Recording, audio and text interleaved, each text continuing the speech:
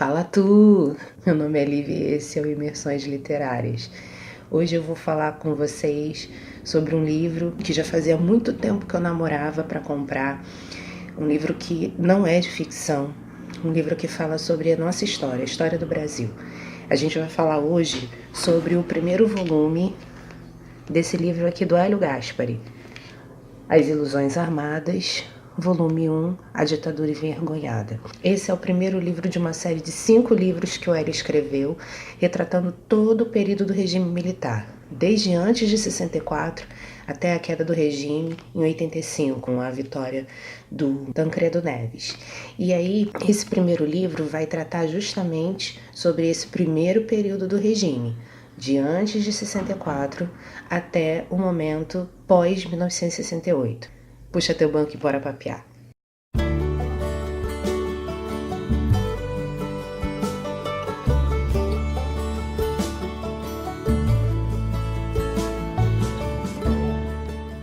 Pois bem, minha gente, esse livro, sendo o primeiro de uma série de 5, também vai ser esse vídeo o primeiro de uma série que eu vou fazer aqui no canal, falando justamente sobre livros que eu li a respeito desse assunto, a respeito da ditadura.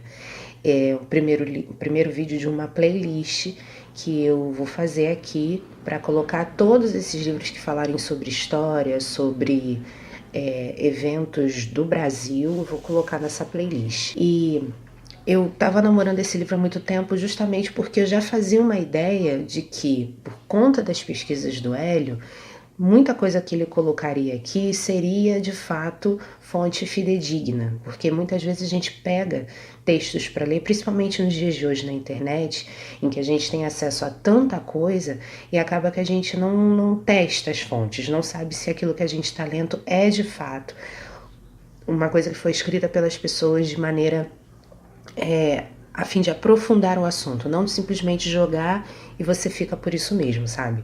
Então vamos primeiro falar da estrutura do livro. Vocês puderam ver que o livro não é pequenininho, tá? O livro aqui tem em torno, tirando a parte de índice remissivo e o livro aqui tem 415 páginas. Então não é um livro que você sente numa tarde e termine, a não ser que você tenha uma tarde inteira livre, sem nenhum outro tipo de afazer, de preocupação. Mas eu não te recomendo, se você for pegar esse livro para você ler numa tarde. Eu te recomendo que você leia, que você pense, que você rumine, porque aqui ele traz muitas informações. Ele é dividido em 3 partes, quais sejam: a primeira parte, a queda; a segunda parte, a violência; a terceira, a construção; e um apêndice, que vai trazer uma nomenclatura militar, que pra gente que é leigo é muito bacana o Hélio ter tido essa preocupação, justamente pelo fato de nem todo mundo sabe o que é brigadeiro, o que é major, o que é marechal, o que é general, quem é mais importante que quem. A gente tem uma noção, mas a gente também não é obrigado, né, a saber tudo. E daí ele trazendo esse breve conhecimento aqui, porque ele realmente não se aprofunda nessa parte, faz com que a gente entenda que as pessoas que chegaram ao poder através da Revolução não são pessoas pequenas dentro do Exército, da Marinha, da Aeronáutica, não são pessoas de pouca envergadura. E uma das partes que eu mais gostei no livro é justamente a parte da cronologia. Por quê? O Hélio aqui vai começar a contar a história da ditadura militar, basicamente reforçando o começo em 1962. Essa parte da cronologia, ele vai falar desde 1950 e um pouquinho depois daquela fatídica sexta-feira 13 de dezembro de 68. Muito provavelmente, tudo que eu falar aqui nesse vídeo, eu não vou me ater a eventos históricos, porque isso aí você consegue chegar, essa informação você consegue obter de todos os possíveis e imaginários lugares aí, tanto na sua escola, na sua faculdade. Eu tô comentando contigo do livro, beleza? Mas eu vou te citar alguns e eu separei aqui algumas passagenzinhas só para você poder ter uma ideia de como que esse período foi conturbado. Não foi tão fácil o primeiro período da ditadura militar no Brasil como se pinta.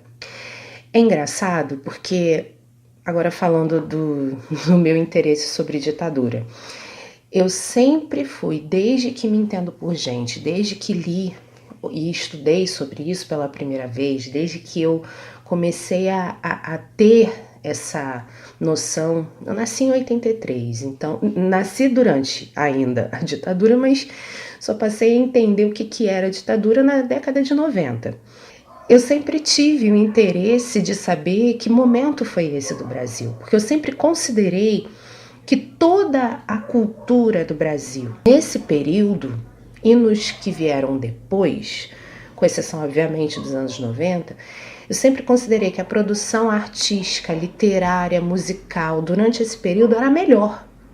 E continuo considerando, até hoje, desculpa se você discorda de mim, mas eu continuo considerando nossas melhores músicas, inclusive aquelas que são consideradas músicas bregas, são as melhores justamente dessa década de 60, de 70. Justamente quando o artista brasileiro queria dar a sua mensagem, transmitir aquilo que estava no seu coração e não podia.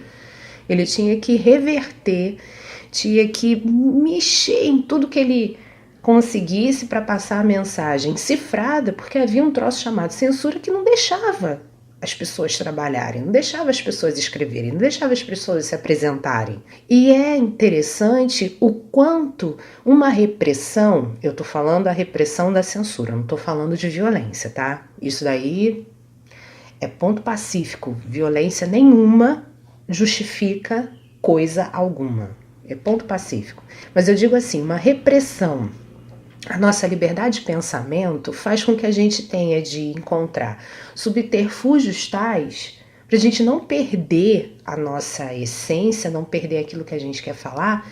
Como essa repressão, essa censura, obviamente, faz com que a gente se expanda, faz com que a gente ultrapasse os nossos limites, a gente consegue ir além falando aquilo que a gente quer falar, mas de uma forma completamente nova. Isso sempre me atraiu. Minha tendência sempre foi um pouco mais para a esquerda mesmo. Mas assim, aqui eu não vou ficar falando mal, direita, esquerda, frente, baixo, nada disso, tá? Tô falando de mim. E aí eu lendo vários livros, né, sobre esse assunto, eu comecei a entender o porquê. Por que eu sempre pensei desse jeito? Por que isso sempre me atraiu? O que foi que aconteceu com o Brasil? E outros, e não só os livros, documentários também. Eu posso dizer para você que do jeito como foi pintado pra gente, do jeito como a história dos vencedores pinta a Redentora, é uma grande ilusão. Por isso também que eu concordo com o título aqui que o Hélio deu para esse primeiro livro, As Ilusões Armadas, porque é tudo ilusão. Tudo ilusão. Falando sobre a linguagem do livro, tá?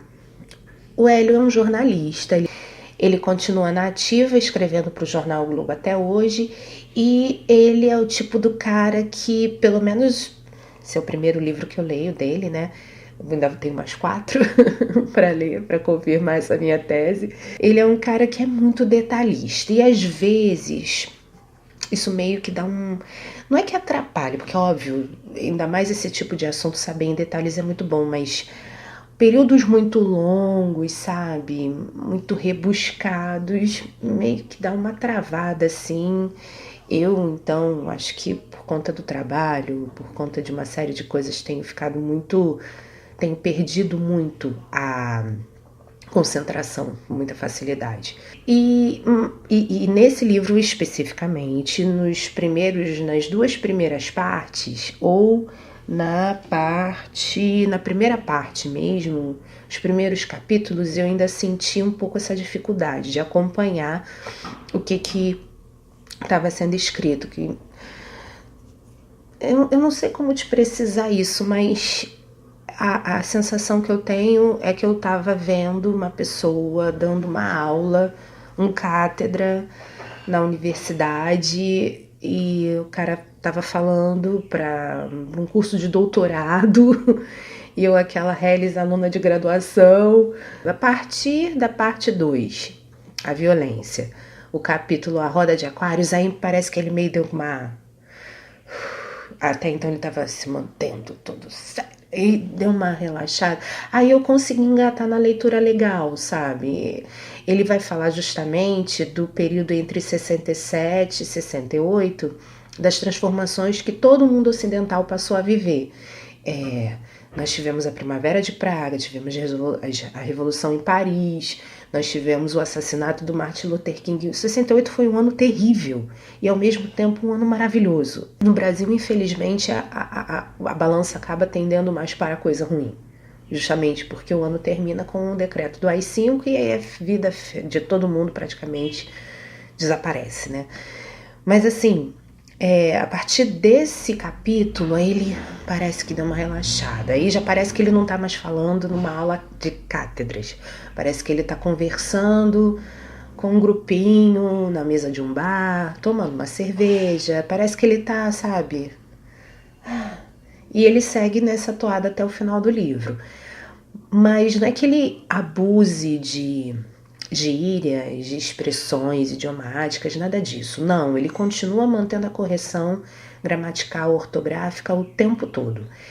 É que parece que o tema, né, já que ele vai falar sobre a prisão do Caetano e do Gil, já que ele vai falar sobre os festivais da canção, já que ele vai falar sobre as picuinhas de dentro do poder ali entre os generais e os seus ministros civis, parece que ele dá, sabe, ele fica menos formalíssimo. É um livro que fala sobre esse primeiro período de forma cronológica e ele traz essas minúcias, se torna um livro, para uma primeira parte, muito completa. Não deixa, parece que ele não perde nada. E isso se deve muito ao trabalho do Hélio. Ele explica aqui na introdução o quanto que ele teve que procurar fontes aqui no Brasil, nos Estados Unidos, o quanto que ele teve que ouvir gravações, o quanto ele teve que falar com pessoas ao longo de anos. Isso aqui é um trabalho que levou décadas. Seria um único livro, ele conta, mas à medida que ele foi colhendo informação, à medida que ele foi organizando tudo aquilo que ele tinha, desde os depoimentos com Delfim Neto, por exemplo, com o Geisel, você percebe que ele teve um baita trabalho, e isso é louvável. Tanto que esse livro ganhou, em 2002, o prêmio ABL na categoria ensaio. Aqui tem um selinho aqui atrás, ó. Deixa eu mostrar aqui mais de perto. A categoria ensaio. O livro também tem algumas fotos, traz algumas fotos pra gente. Eu gosto, sabe, quando o livro de história traz fotografia, ainda mais, não ilustração, fotografia mesmo. Vou te mostrar aqui. Esse livro, especificamente, tem 2 seções com algumas fotos. Ó, essa daqui é do dia 2 de abril, a Marcha da Vitória. Logo depois que os militares... Porque assim, né, gente? O golpe foi dado sem haver um tiro sequer. Foi tudo na base do eu vou fazer, ai meu Deus, eles vão fazer, e o Jango mete o pé, vai para Brasília, ele estava no Rio, vai para Brasília, de Brasília ele vai para o Rio Grande do Sul, e do Rio Grande do Sul ele vai para o Uruguai, sem dar um tiro sequer. Então esse daqui é a Marcha da Vitória do dia 2 de abril. Esse daqui foi logo as primeiras passeatas. Essa daqui, por exemplo, foi tirada em junho de 68. A pessoa estava pichando abaixo a ditadura aqui, na escadaria do Teatro Municipal aqui do Rio. As principais manifestações contra a ditadura até 1988 aconteceram no Rio e em São Paulo. As mais célebres. A Passeata dos 100 mil foi aqui no Rio. O movimento da Praça da Sé foi em São Paulo. Ó, essa daqui é uma das últimas fotos que o livro traz, a penúltima. É a cara bonita do Costa e Silva, só que não, falando justamente do dia em que o AI-5 foi promulgado. E essa última aqui é a capa do Jornal do Brasil, desse dia 14 de dezembro de 68, num sábado, logo depois que publicaram o famigerado. falando do conteúdo, tá? Justamente como eu tô insistindo com você, o livro é muito completo. Fazendo um resumo bem resumido, o Jango, acho que talvez o principal o calo no pé da direita naquela época era o problema da reforma agrária. Ele tinha falado que iria fazer. E sim, naquela época se conversava muito com a antiga União Soviética, com a China comunista. Então, a direita brasileira estava com medo de que aqui no Brasil se fizesse a mesma coisa que aconteceu com Cuba em 59, quando Fidel e Che Guevara tomaram o poder e instituíram o socialismo na ilha. Coisa essa, vou te contar um segredo, nunca aconteceria. Nunca aconteceria. A gente tinha acabado de sair de um governo de centro-direita, que era do Juscelino Kubitschek, um governo que incentivava o consumo, afinal de contas, a indústria automobilística cresceu enormemente durante o governo JK. Foi quando Brasília foi inaugurada, construída e inaugurada. A dívida externa do Brasil estava batendo no teto. A nossa inflação flutuava ali entre 30% e até 50% ao ano. Pois bem, o Jânio renunciou depois de 9 meses de governo, em 61 ainda. Os militares que já estavam há muito tempo querendo dar um golpe, isso não era de 64 apenas, vinha desde a década de 50. Desde os anos 50. Os militares quiseram, e aqui o livro vai contar de outros movimentos que os militares fizeram para chegar ao poder, numa de vamos acabar com a corrupção. Vamos acabar com a subversão. Os militares querendo chegar ao poder. E o Jânio renuncia, eles querem impedir o Jango de assumir, porque a Constituição vigente da época dizia que na renúncia, na ausência do presidente, quem assumiria seria o vice. E por ser o vice quem era, eles quiseram impedir o Jango de assumir. Enfim, o Jango assumiu, ele começou a governar, finalzinho de 61, 62 até 63, mas ainda assim tendo que apagar incêndio daqui, incêndio dali, mantendo um grupo de militares a seu lado.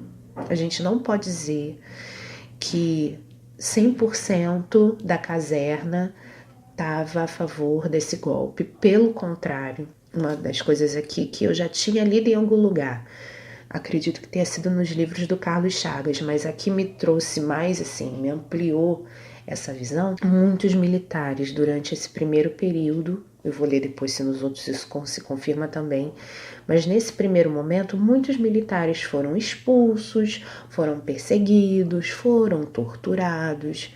Muitos deles que não concordavam com as coisas do jeito como estavam foram simplesmente colocados para fora do quartel. E muitos outros acabaram se tornando clandestinos e foram para a guerrilha. E aí, em 13 de março de 64, ou seja, no iniciozinho do ano, o Bonitão do Jango faz o comício da Central do Brasil falando justamente sobre a reforma agrária, sobre as reformas de base, todo tipo de coisa que ele iria fazer para dar mais possibilidades ao povo. Aí temos um elemento que já vinha costurando por fora as suas influências, chamado Estados Unidos da América. Neste momento, neste primeiro momento, antes de 63, 62, na figura do presidente anterior e depois do John Kennedy. Aí o Kennedy morre em 63, é assassinado. Aí o seu vice Lyndon Johnson assume e aí pronto, esculhamba tudo de vez. Olha, só você lendo, eu não vou nem me ater a esse lado, assim, dá um ranço. Dá um ranço de ver os caras se metendo na política da gente aqui interna, se eles terem sido chamados só para eles conterem um avanço comunista, o avanço vermelho na América Latina, América do Sul. Ai, gente, tipo assim. A partir daí, a história do Brasil entra numa das suas noites mais tristes e sinistras que poderiam ter acontecido. A partir do dia 1º de abril de 64. O primeiro governante, que é o Castelo Branco, é pintado pra gente, e esse não é o primeiro livro que eu leio com esse tipo de clima, não.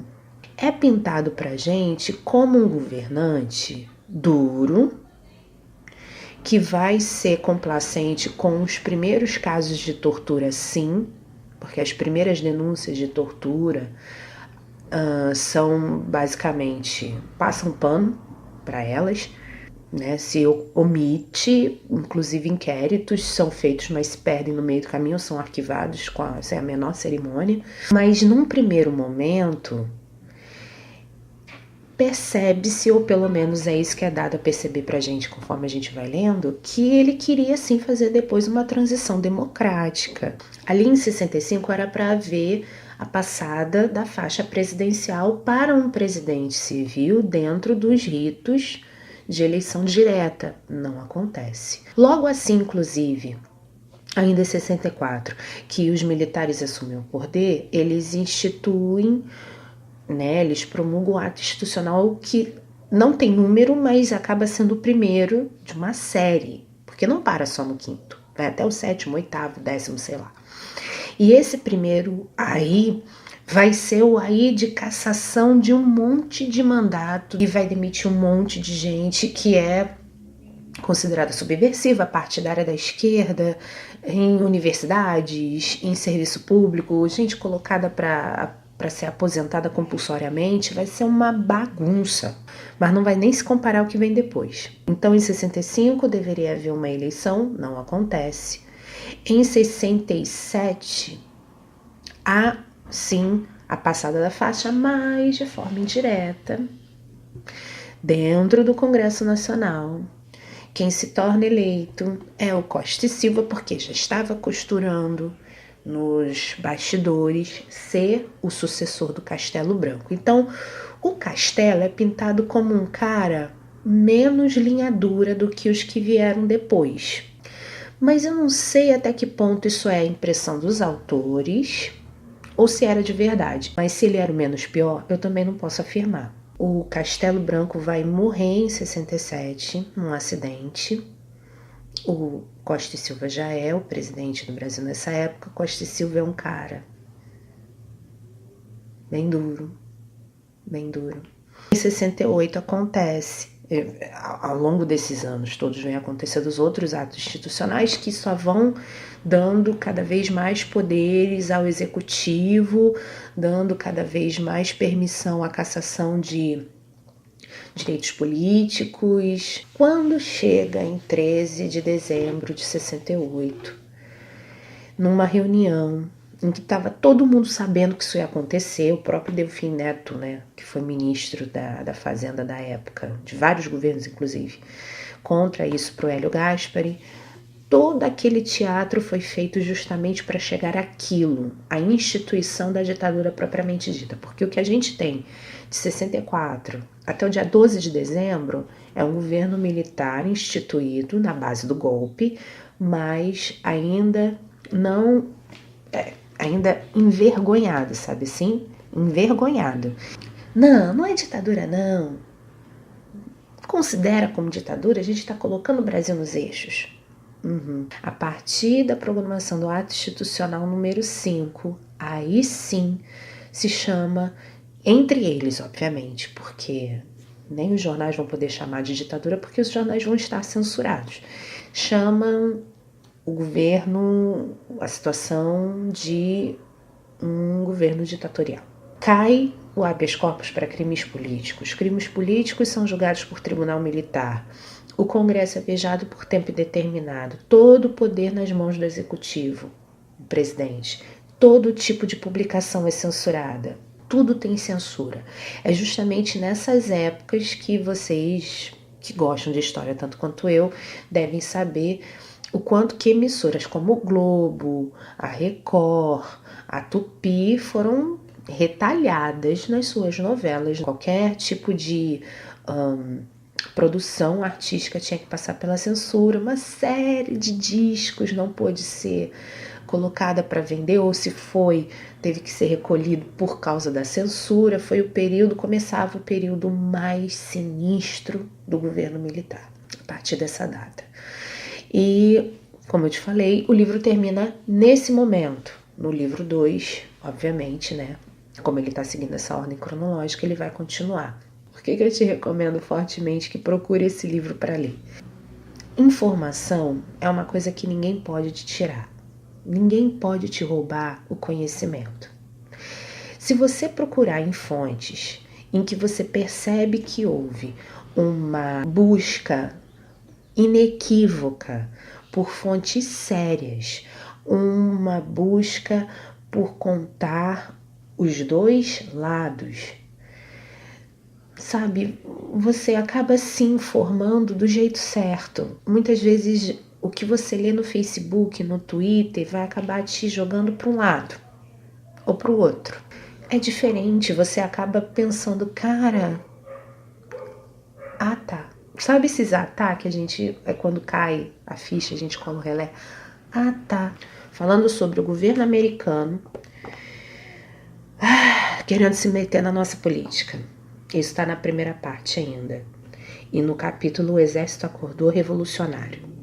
O governo americano estava pronto para se meter abertamente na crise brasileira caso instalasse uma guerra civil. Se você não sabe, o governo americano, inclusive, havia um embaixador aqui, esqueci o nome daquele sujeito, e era ele quem estava falando com Washington as coisas que aconteciam. Aqui, Lyndon Johnson já estava, primeiro com Kennedy antes dele morrer, depois o Lyndon Johnson manda até porta-aviões, manda não sei o que, eles estavam prontos a bombardear o Brasil. Uma ameaça fantasma comunista. Como eu te digo até hoje, a gente não acredita na farsa e nas mentiras das pessoas que vivem dizendo que a nossa bandeira nunca será vermelha. Nunca será mesmo. Nunca será. De verdade. O Brasil não tem vocação para ser comunista, minha gente. A gente, por mais que ela seja torta, a gente deve sempre primar pela democracia. Falando sobre o momento que o João Goulart foi chutado para fora da presidência, olha o que o autor nos diz. A posse do deputado Ranieri Mazzilli na presidência era inconstitucional, visto que João Goulart ainda se encontrava no Brasil. Nesse momento que o Jango está saindo do Rio e indo para Brasília, os militares lá em Brasília, ou na hora que ele está saindo de Brasília para ir para o Rio Grande do Sul, por aí, os militares que estavam em Brasília dão posse ao Mazzilli como presidente da República, ele sendo presidente da Câmara dos Deputados. O problema é que não havia vacância do cargo. Olha como é que foi feito tudo, assim. Não havia vacância do cargo de presidente, no vice que assumiu a presidência. O cara ainda estava no Brasil, ele ainda ia para o Uruguai. Foi feito tudo desse jeito, sabe? Não houve legalidade. Ponto. Do jeito como o golpe foi dado, é chamado de golpe porque não houve legalidade. E depois ele foi institucionalizado, passando-se por cima da Constituição, ou como o autor fala que eles chamavam do livrinho. Livrinho. Nossa carta maior aqui é chamada de livrinho. Preenchia, contudo, a necessidade de um desfecho aparentemente legítimo.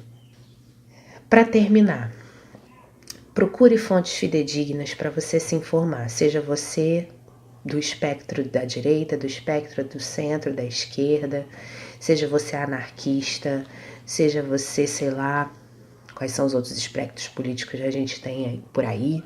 Procure fontes para se informar. Você pode nem concordar muito com os livros que você vier a ler, porque, obviamente, quem escreve vai acabar fazendo algum tipo de tendência. O que eu entendi desse livro do Hélio, o livro do Carlos, ele joga mais pro lado da direita mesmo, mas ele não é fanático. O que eu percebi de diferente desse livro aqui do Hélio e eu espero que ele continue com esse tipo de clima nos outros 4 livros, é que ele procurou dar voz aos dois lados. E isso é ótimo, porque para você poder fazer um juízo de valor, você precisa saber das duas partes, dos vencidos e dos vencedores. Você, principalmente nos dias de hoje, do jeito como as coisas estão hoje no Brasil, que você possa pesquisar, possa se informar por fontes que sejam sérias, não por qualquer pessoa que esteja falando bobagem pelos Twitters e Facebooks e sei lá o que da vida, tá bom? A gente volta na sexta-feira que vem com outro livro e essa playlist vai continuar. O próximo livro, então, vai ser o livro do Zueni Ventura, 1968, o ano que não terminou, porque de forma cronológica, já que este livro aqui termina em 68, a gente vai ver especificamente sobre o ano 68 na próxima leitura, ok?